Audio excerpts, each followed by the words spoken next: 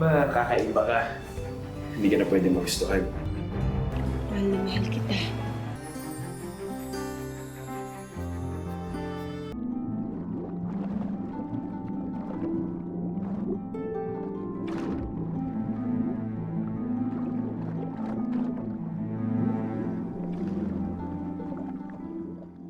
Princess Chokoy! Prinsesa nga eh. Ano, Marco? Pakakasalon ba yung pangit na Chokoy na yan? Siyempre, hindi. Ang pangit-pangit na, no?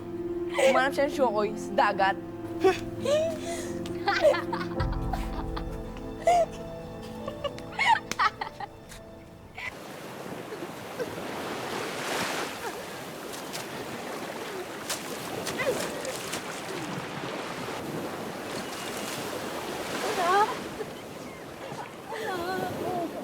Nay, ayoko na. Ayoko na. Bakit mo kasi ang pangit ko? Tama na yan. Huwag ka nang umiyak. Nay, ito bang Chokoy ako? Hindi. Hindi ka syokoy. Kondisyon lang sa balat yan. Anak, pasensya ka na kung di ka namin napatignan. Pero kahit nakakaiba ang balat mo, mahal na mahal ka namin at hindi ka iba sa amin. Bakit anak? Tinutukso ka na naman ba nila? Nay, ayokong pumasok. Ayoko nang pumasok.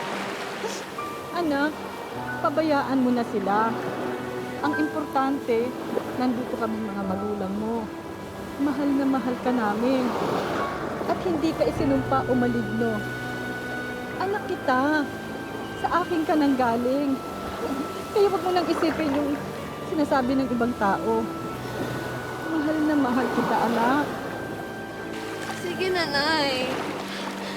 Ayoko na po talagang pumasok. Tutulong na lang po kay tatay sa pangingisda. Di ba kailangan natin kumita ng pera? Anak, kailangan mo mag-aral. Nay, ang sama na po talaga ng mga klase ko. Ayoko na pong mag-aral. Ayoko na pong pumasok. Ay, sige na.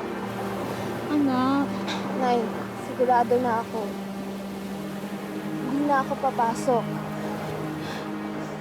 anak! Anak! Anak! Anak, bumalik ka dito. Anak!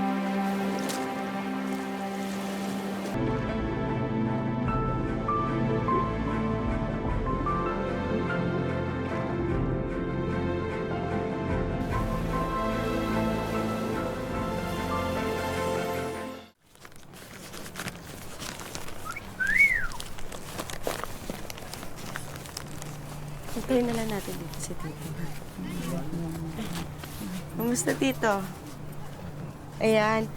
Tito, pinadala ni Tatay. Pagkain daw po. Salamat. Basta sa Philosoph, kayo nang bahala mag-ayos dito, ha? Okay, Tito. No problem. Salamat, Tito.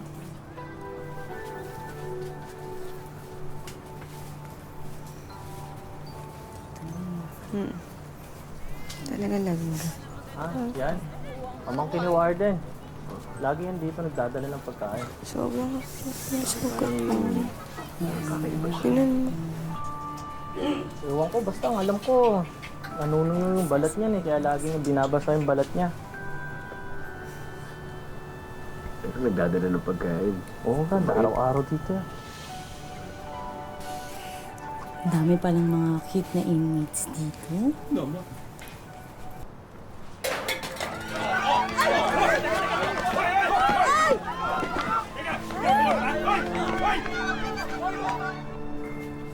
Tayo na nga lang nandito, ang gugulo ka pa? Ayos tayo, di ba? Di ba? Ano? Salamat.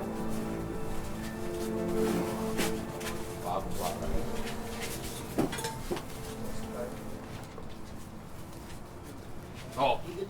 Ano?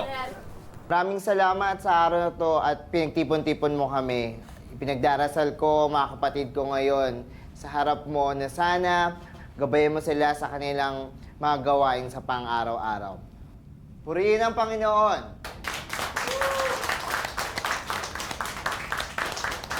Maraming salamat sa pagdalo nyo at sa susunod sana ay maingganyo ulit kayong bumalik dito upang makapakinig ng mga salita ng Diyos. Maraming salamat.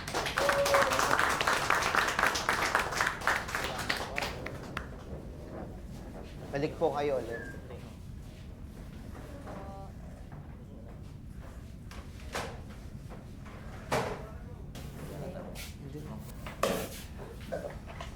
Best friend, tingnan mo yung lalaking yun. Saan? Ang cute, oh. Saan? Yun. Siya yung nagbigay ng sulat mo.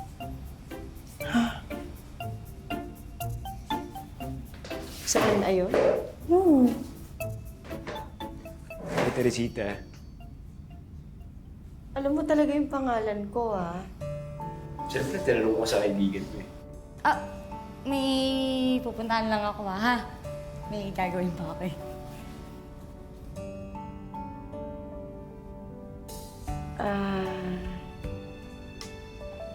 Bakit ka nagpapadala ng sulat sa akin? Hindi ka ba naiilang sa... Balat mo? Porkit ba kakaiba ka? Hindi ka na pwede magustuhan. Alam mo, Teresita, ano ka mo ligaw sa'yo eh. Okay lang ba?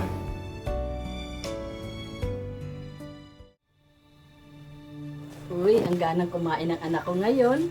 At masaya pa. Oo nga, anak. Ano meron? Kasi po, Nay, Uy, meron yan. Iba yung ngiti niya ngayon, eh. kasi po, Tay, nung dumalaw po ako kina Tito, May nanliligon na sa'yo?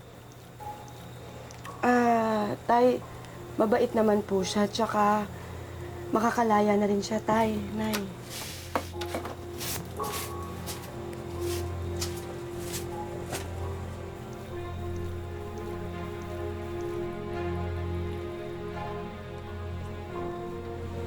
Alam.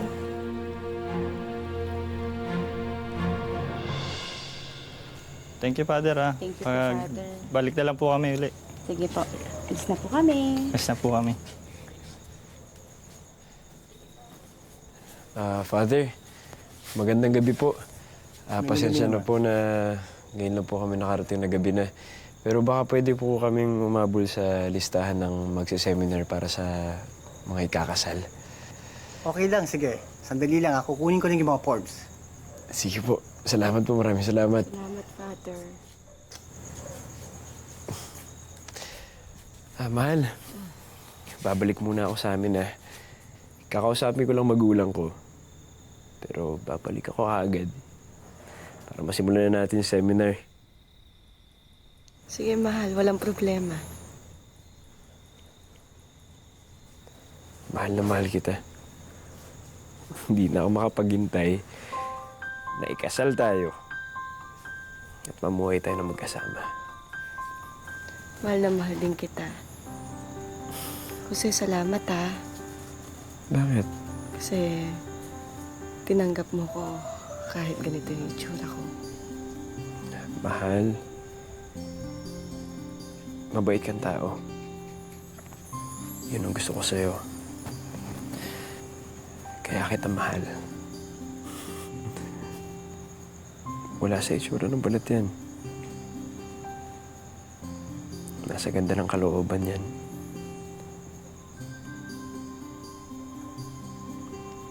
Mahal na mahal kita.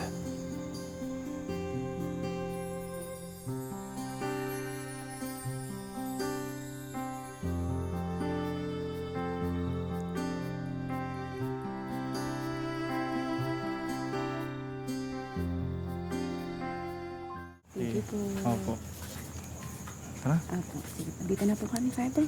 uwi na po kami. Salamat po. Sige po. Di ba siya yung tinutok ng babaeng show kay dati? Siya ba yun? Hindi. Sige, yaman na. Tara na. Kawawa, hindi sinipot ang asawa niya. Father,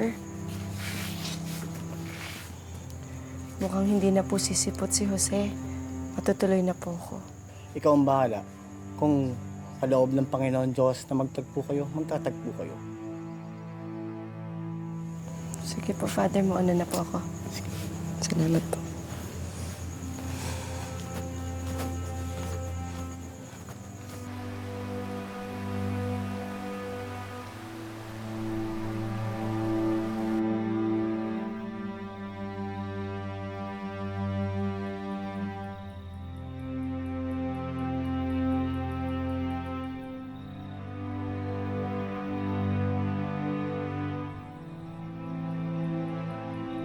Kamusta ka na ba, anak? May balita ka pa ba dun sa lalaki na yon? Aba ilang buwan ang nakakalipas Wala pa rin po, Nay. Hayaan niyo na po siya. Kung babalik, di babalik. Ang sa akin lang naman, anak, kung ganyang nasasaktan ka na, kalimutan mo na siya.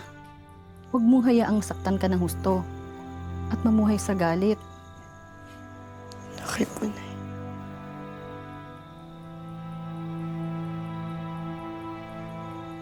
Father, Teresita, may mabalita ako sa'yo. Si Jose pala, inasal na sa kabilang bayan. Ang balitaan ko to sa kasamahan kong pare.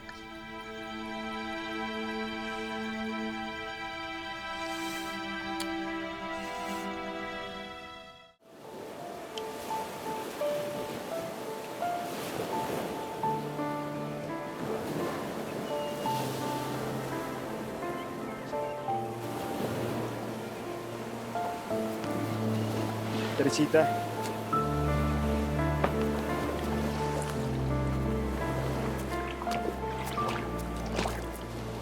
Teresita. Tawarin mo ako.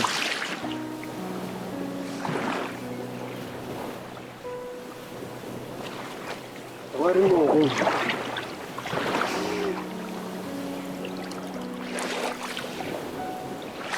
Tawarin mo ako.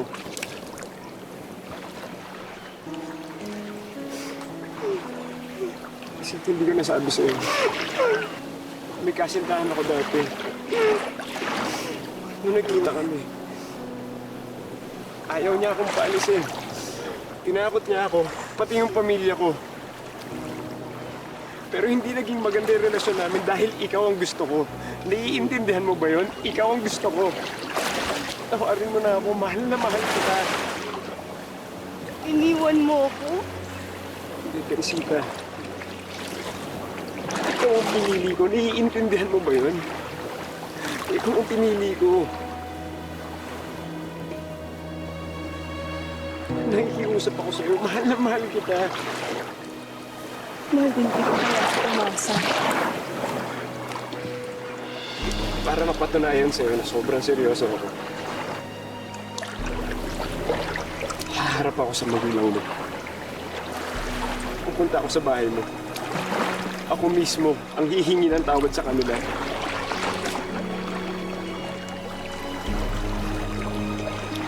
Tawarin mo na ako.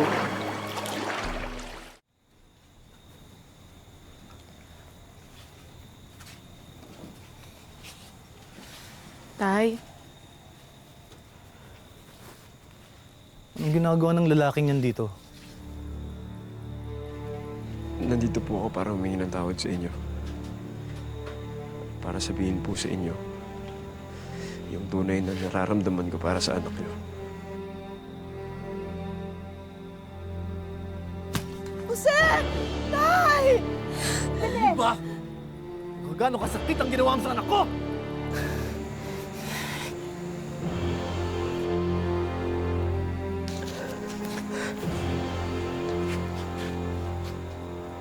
Tatanggapin ko po ito. Kasi nagkamali ako. Nasaktan ko yung anak niyo. Alam kong hindi ako karapat-dapat para sa kanya. Kaya nandito ako ngayon para humingi ng tawad sa inyo. Dahil mahal ko po yung anak niyo. Mahal na mahal ko po siya.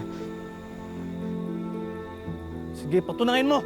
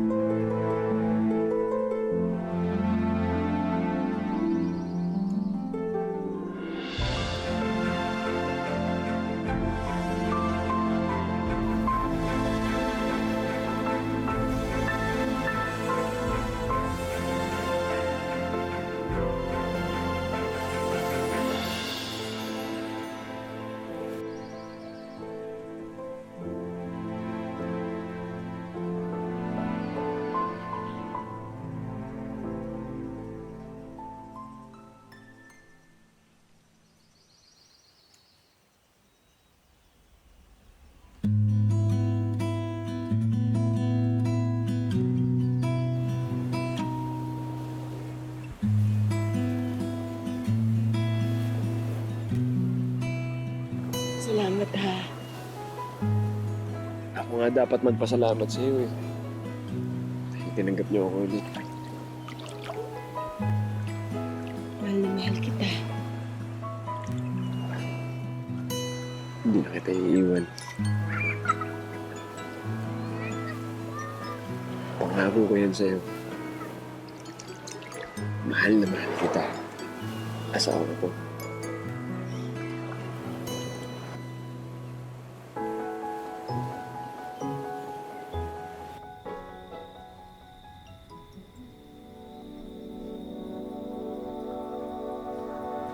Ano ginagawa mo dito? Konting araw na lang manganganak na ako. Gusto ko na nga makita anak natin eh. Sa wakas, magiging pamilya na rin tayo. Jose, kinakabahan ako. Bakit naman? Kasi iniisip ko lang, paano ko maging kamukha ko yung anak natin.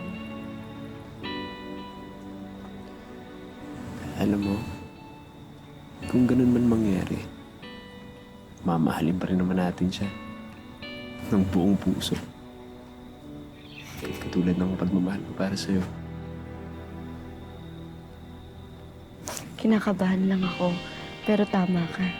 Mamahalin natin siya ng buo.